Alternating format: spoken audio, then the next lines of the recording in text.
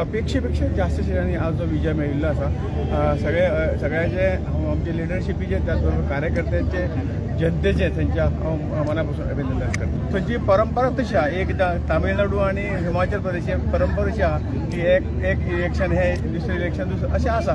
पूण ती परंपरा इल्ली हे गॅप कमी जाता ह्या सगळ्या हातूंत आनी त्यामुळे सांगून नजो तर वेगळ्या पद्दतीन तुम्ही जाणा की सरकार हे घडू शकता कारण आज सेंट्रलांक सरकार नंतर त्या राज्याचा विकास कसो जाता हो जनतेला पळयला की लोकांक जर दिसलें की सेंटरा बरोबर रावूंक जाय जाल्यार काही जे अपक्ष आसात काही हे आसात ते कदाचित भारतीय जनता पार्टीक सपोर्ट काँग्रेसीचो गड बीजेपीन येवंक शकता. ते आता ह्या स्टेजाचेर हांव सांगूंक शकना.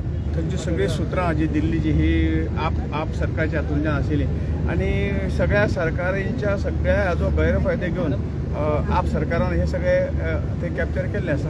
आमचे राष्ट्रीय अध्यक्ष JP नड्डाजी आणि गुजरातच्या सगळ्या लिडरांचे खूप खूप अभिनंदन. हिमाचल प्रदेशाचेर मातशें और गुजरात के लोगों ने आम आदमी पार्टी को राष्ट्रीय पार्टी बना दिया है.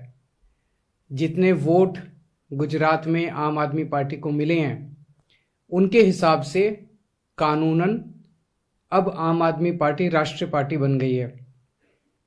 ये बहुत बड़ी बात है. देश में बहुत बहुत कम चंद पार्टियां हैं जिनको राष्ट्रीय पार्टी का दर्जा है. उन चंद पार्टियों में अब आपकी आम आदमी पार्टी भी शामिल हो गई है.